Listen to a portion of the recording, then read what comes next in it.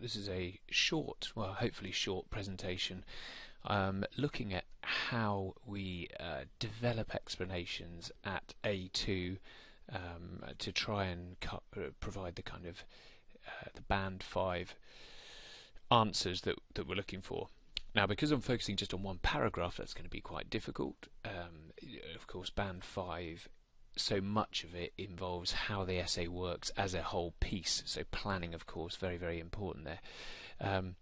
But I hope I'll be able to show a few things which will help you to think about how we structure our explanations. So what I've got here is probably a band 3 answer. Let's look at why. It's talking about the planning of Richard the Lionheart. Imagine this is the essay, how far do you agree that Richard the Lionheart transformed Crusading? So it's talking about planning, and obviously this was an area where made a huge difference. We've got some nice examples here. We've got some examples from different parts of the period, or at least we've got an example from the Second Crusade. So we haven't got that broad chronological range. We've got a nice quote from an historian here. So we've got some material that we can certainly use. Here's the historian there, and or there, I should say. And we've got here a link back to the question. Okay, AS, you'd be very, very happy with that. It's really nice. You've got a clear structure, clear focus, no problems.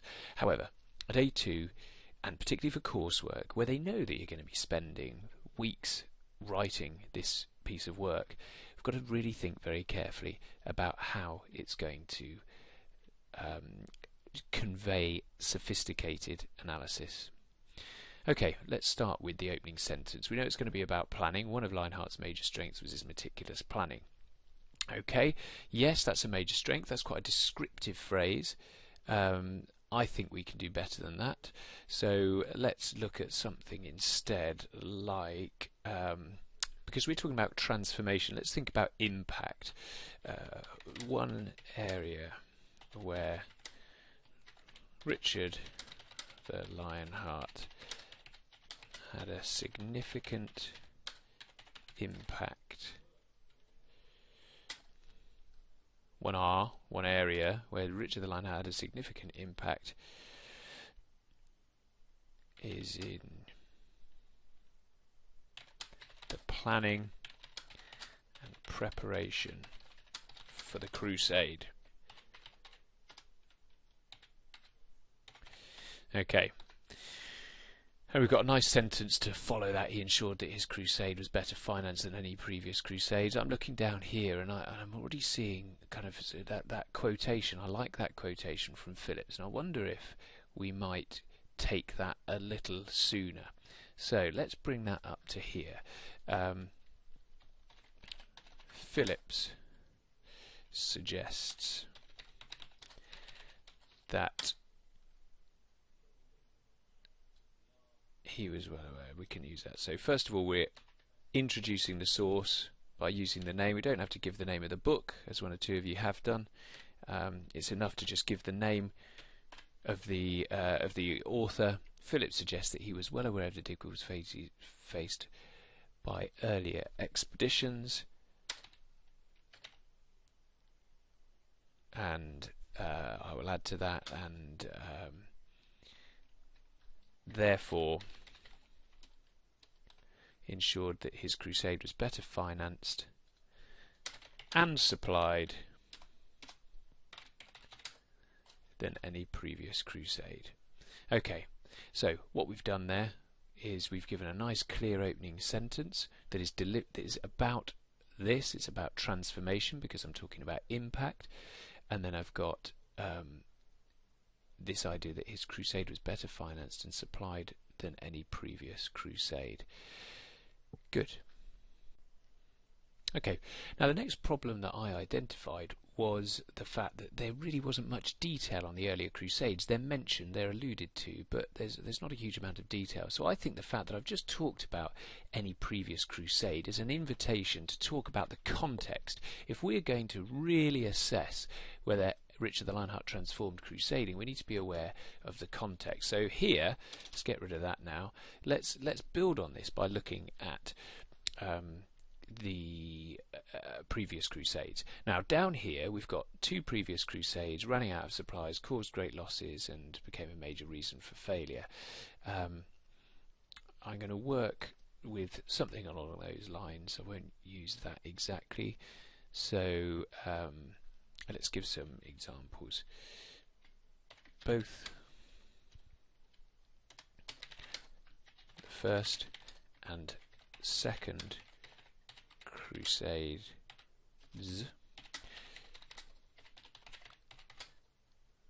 were blighted by problems with finance and supplies. And now I need to think, right, what examples do I have that can really illuminate that? And the one that springs to mind for me is the examples of cannibalism at Marat, or the situation at Antioch in the First Crusade. So I will outline that.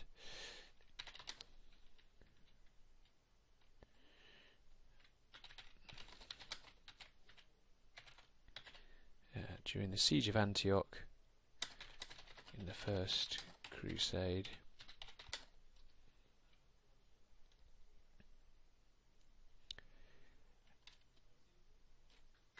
the Crusaders themselves were reduced to... Now, I guess at this point I could bring a bit of colour into things by giving an example. I could maybe find something from our accounts from the First Crusade to help here, so I think that's what I'll do. Okay, now don't be deceived. I've just spent about 5 minutes trying to find a nice suitable quote, and that's one of the things about this, is that you will have to read around and try and find as much material as you can. It's why it's always worth having a few key books to hand and at home. So I've just been leafing through a few things and have found this little number from Tierman. Now, usually I'd introduce the quotation, I'd introduce the writer, but here I just want to get on with things a bit. So during the siege of Antioch in the First Crusade, the Crusaders themselves were reduced to...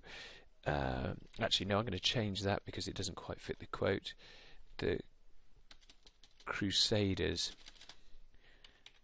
suffered terribly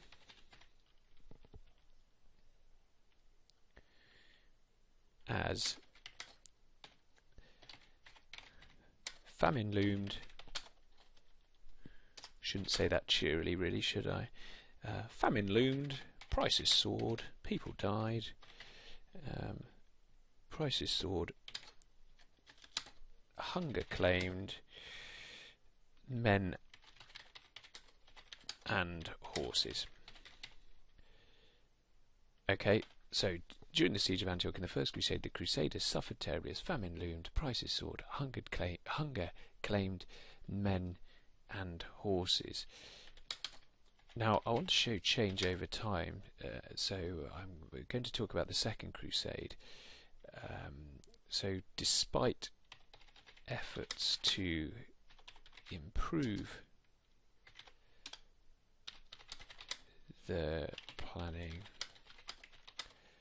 for the Second Crusade, not really happy with that phrasing, but we can go back to that later on.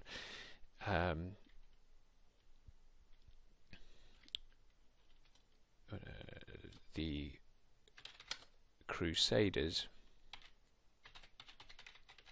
once again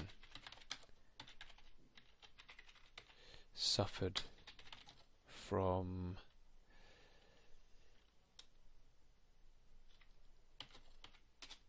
a lack of food and supplies.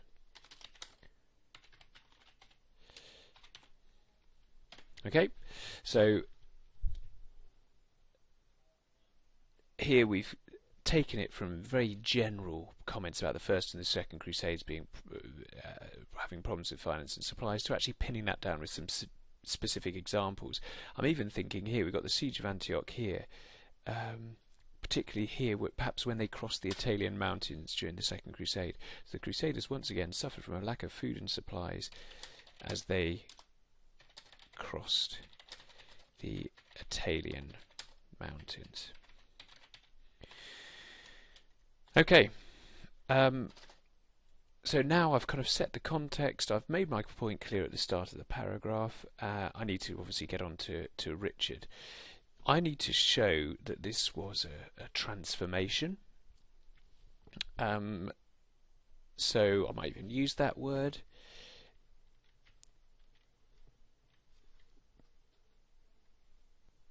Okay, now one of the things when you're writing an essay is that you will find that your ideas and so on will change as you go through, which is why, if you're writing coursework and things like that, it's well worth having it on computer because you can edit it. And I'm just reading through this and I was trying to think about how I'm going to introduce the Third Crusade now, and it just felt like I'm going a bit First Crusade, then Second Crusade, now Third Crusade, and it just felt a bit staid. I couldn't work out how I was going to show that change. So what I've decided to do is something slightly different. I've talked about him being better financed and supplied than any previous crusade, and I'm going to start talking about it here.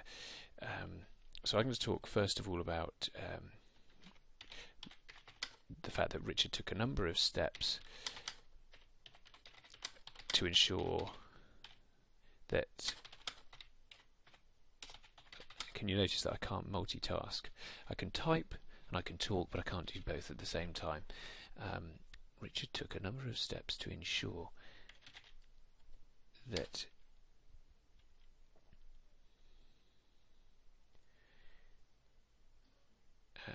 well, I've kind of said that already, haven't I? Therefore ensured that his crusade was better financed and supplied than any previous crusade. Richard took a number of steps to ensure that this was the case. No, I don't think it needs that. If we've got a word count to think about, let's get rid of that. Okay, and therefore ensured that his crusade was better financed than any previous crusade.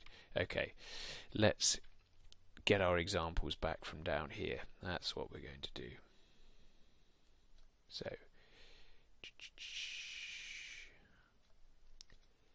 he introduced the Saladin tithe and sold off land and titles and rights to ensure that the crusade was well funded. Now, at the moment, that's a little vague, perhaps. So, let's say he introduced the Saladin tithe in 1188. And what we're talking about is whether he transformed crusading. So we need to reference that idea. This was the first time that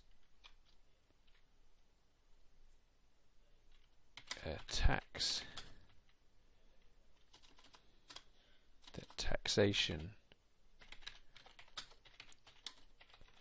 had been raised directly to fund a crusade.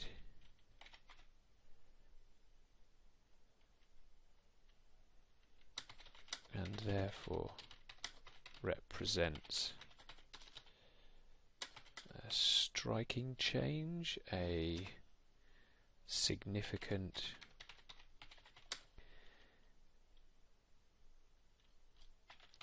change to the financing. No, yeah, of crusades. Right. Okay, he introduced the Saladin tithe in a later year. A bit more detail, which raised over £70,000. Wouldn't buy you a League Two forward these days, but it certainly would fund a campaign, a lengthy campaign to the Holy Land. So let's have another look at it. He introduced the Saladin tithe in 1188, which raised over £70,000. So now I've got a bit more detail. This was the first time that taxation had been raised directly to fund a crusade, and therefore represents a significant change to the funding of crusades' goods. So this idea of transforming is there. Further to this, he sold off land, titles and rights to ensure that his crusade was well funded. A lot of you like that piece about he would even sell London if he could find a buyer. You could certainly include that there.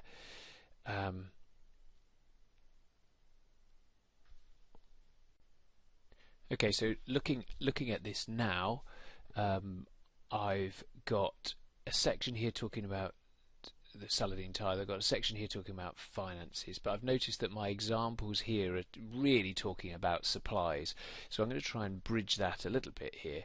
So further to this, he sold off lands, titles and rights in order to ensure that his crusade was well funded. The result of Richard's extensive preparations was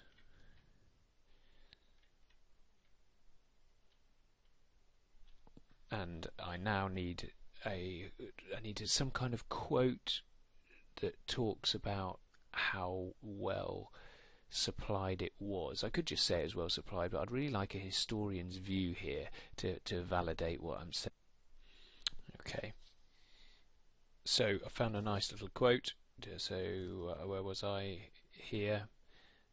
The result of Richard's extensive preparations was, well, I found a quote from Asbridge that says that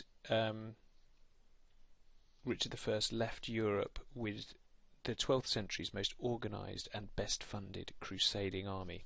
So I'm going to use that here. The result was that, and again I don't want to stop to say according to Asbridge, because I'm not going to really contest that. Richard left Europe with the 12th century's most organised and best funded crusading army.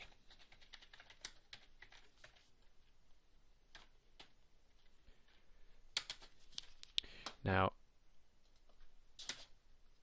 because I'm not using Asbridge's name, I'm going to insert a reference. So I click on reference at the top, insert citation. I think that's right. No, forget that. Insert footnote. So that would create a little number up there, and we would write Asbridge.t italics the Crusades, and I'd give all the details, etc. And the page number is page 385, but you get the general idea. Okay, so let's go back up here then. The result was Richard left the first organised army. This can be seen in the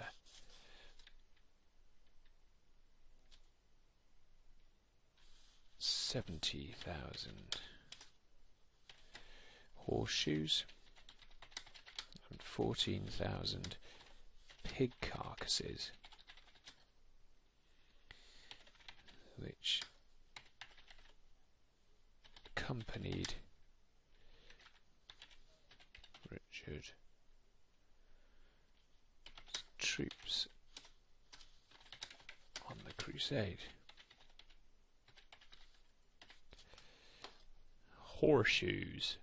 Horse shoes. There we are. So now all I've kind of described him, but I need to show that this was transforming crusading. So I almost want to talk about the fact that he had no problems with finance and supplies during the crusade. This can be seen in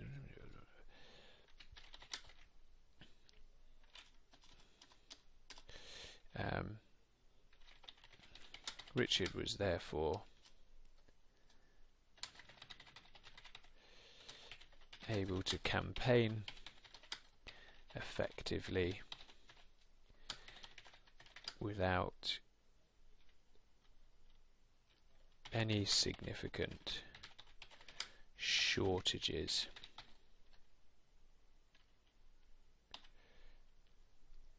Now, I'm going back to the first and second crusade here. This is in stark contrast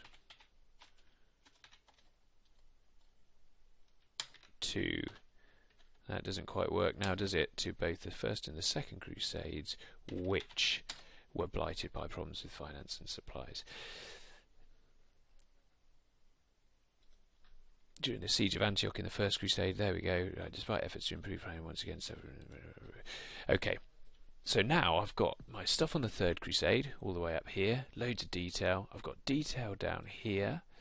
So now I guess I need a link back towards the question to show, what this means.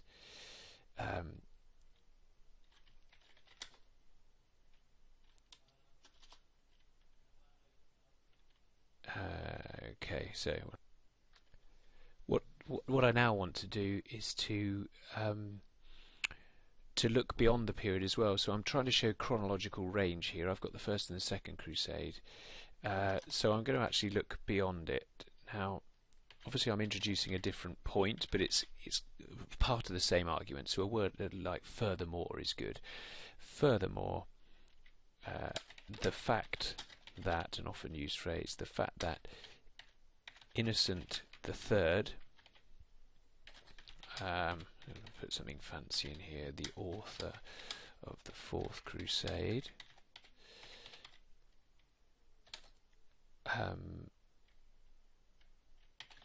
sought to repeat Richard's successes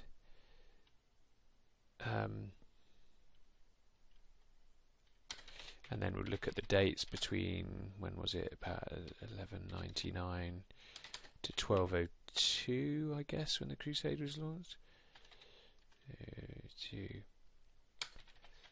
suggests that I've just said Richard, so I'll call him the Lionheart, that the Lionheart's approach to planning and preparation had indeed transformed crusading.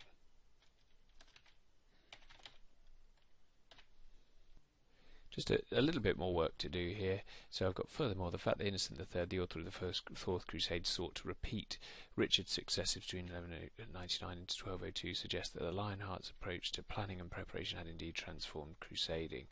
I feel like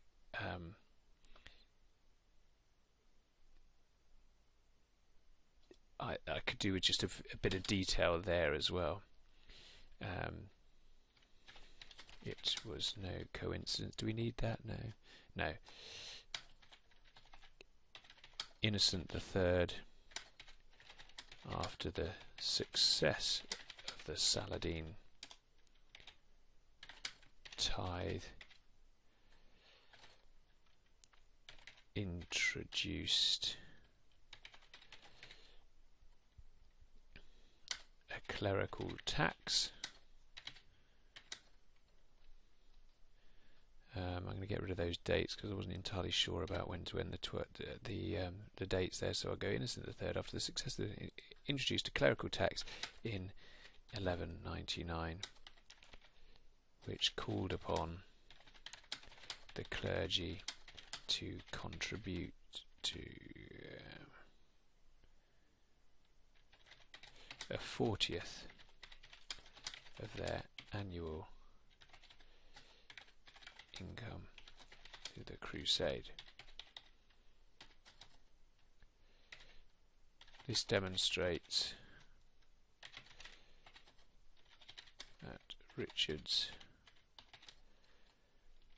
bold approach, no, that's wrong, it's not bold, is it? Careful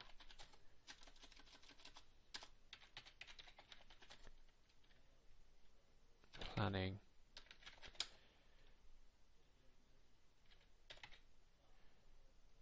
had a lasting effect.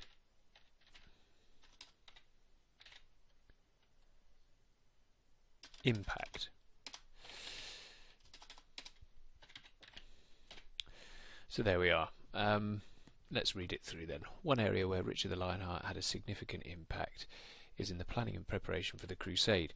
Philip suggests that he was well aware of the difficulties faced by earlier expeditions, and therefore ensured that his crusade was better financed and supplied than any previous crusade. He introduced the Saladin tithe in 1188, which raised over £70,000. This was the first time that taxation had been raised directly to fund a crusade, and therefore represents a significant change to the financing of crusades, change over time. Further to this, he sold off lands, titles and rights in order to ensure that his crusade was well funded. The result was that Richard left Europe with the 12th century's most organised and best funded crusade army, so a nice historian's quote. This can be seen in the 70,000 horseshoes and 14,000 pig carcasses which accompanied Richard's troops on the crusade. Richard was therefore able to campaign effectively without any significant shortages. This is in stark contrast to both the First and the Second Crusades, which were blighted by problems with finance and supplies. During the siege of Antioch in the First Crusade, and this Crusaders suffered terribly as famine loomed, prices soared, hunger claimed men and horses. Despite efforts to improve the planning for the Second Crusade, the Crusaders once again suffered from a lack of food and supplies as they crossed the Italian mountains.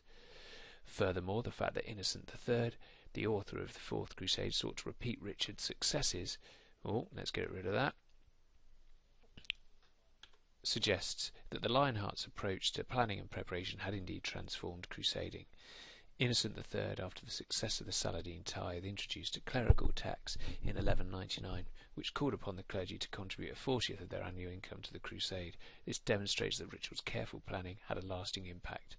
Okay, now at this point, I'm going to call it a day, but you could do one of two things.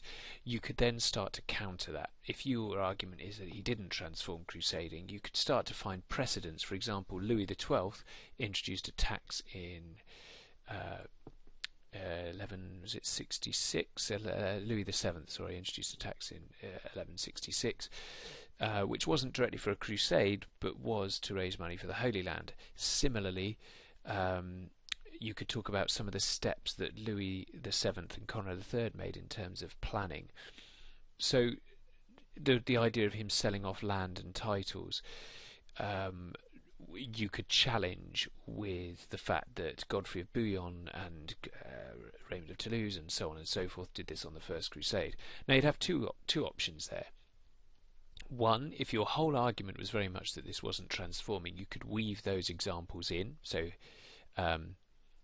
instead of this was the first time that taxation had been raised, you could almost say, although this was the first time that taxation had been raised, and then give an example of where it had gone before.